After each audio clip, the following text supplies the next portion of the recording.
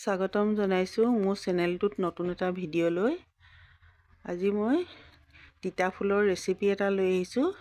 তিতা ফুল এইকেইপা লৈছোঁ মই। এইখিনি এদিন মই ৰ'দত শুকুৱাই লৈছোঁ।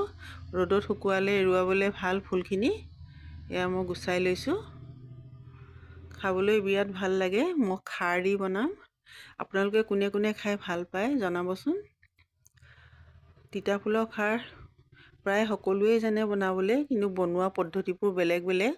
মইনো কেনেকৈ বনাওঁ আপোনালোকে চাবচোন। খাবলৈ বিৰাট ভাল হয়। এয়া মই সৰু সৰু আলুগুটি অলপমান লৈছোঁ। চাউলৰ গুড়ি লৈছোঁ, পিঠাগুড়ি। আপোনালোকে যিকোনো চাউল মানে আৰৈ চাউলৰ গুড়ি। মোৰ এইখিনি শুকান হয়, আপোনালোকে নাথাকিলে তিয়াই পেলাই পিচি ল'ব পাৰে। এয়া মই পাতলকৈ ঘোল এটা বনাই লৈছোঁ।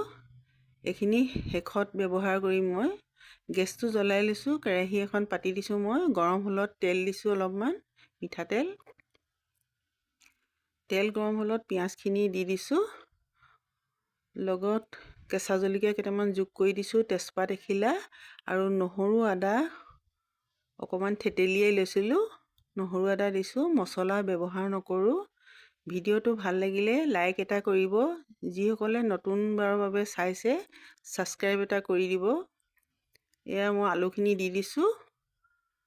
আলু দিলে ভাল লাগে। সৰু সৰু আলু দিছোঁ। আপোনালোকে নাথাকিলে ডাঙৰ আলুও ব্যৱহাৰ কৰিব পাৰে। নিমখ দি দিছোঁ জোখ অনুসৰি। এয়া খুব সোনকালে হয়। এতিয়া 10 মিনিটৰ কাৰণে মই ঢাকি দিম। এই 10 মিনিট হৈ গ'ল। আকৌ লৰাই দিছোঁ। আলু প্ৰায় সিজিলেকৈ মই এতিয়া এই ফুলখিনি দি দিছোঁ, তিতা ফুলখিনি। আকৌ লৰাই মেলি আকৌ মই ঢাকি দিম 10 মিনিটৰ কাৰণে। 10 মিনিট হৈ গ'লত মই এতিয়া পানীখিনি দি দিম জোখ অনুসৰি। পানী দি দিছোঁ। এতিয়া উতল এটা আহিবলৈ দিম। তাতে মই চৌদা অকণমান দি দিছোঁ। কিছুমানে কলৰ খাৰটো ব্যৱহাৰ কৰে। মোৰ কলৰ খাৰ নাছিলে কাৰণে চৌদা খাৰ দিছোঁ। বৰ বেছি দিব নালাগে চৌদা খাৰটো। এয়া উতল আহিলে এতিয়া মই পিঠাগুড়িখিনি দিম, যোনখিনি ঘোল বনাই থৈছিলোঁ। এই অলপ অলপকৈ ঢালিব লাগে। গোটেইখিনি পটককৈ ঢালি দিব নালাগে, নহ'লে গোটা গোটা বান্ধিব।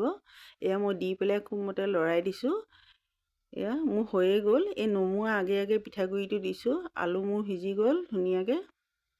খুব ধুনীয়া হৈছে। খাবলৈ যে বিৰাট ভাল লাগে। আপোনালোকে যিসকলে বনাই খোৱা নাই খাই চাবচোন। এয়া মই গেছটো অফ কৰি ধনিয়া পাত দি দিছোঁ। এয়া চাওকচোন ইমান ধুনীয়া হৈছে।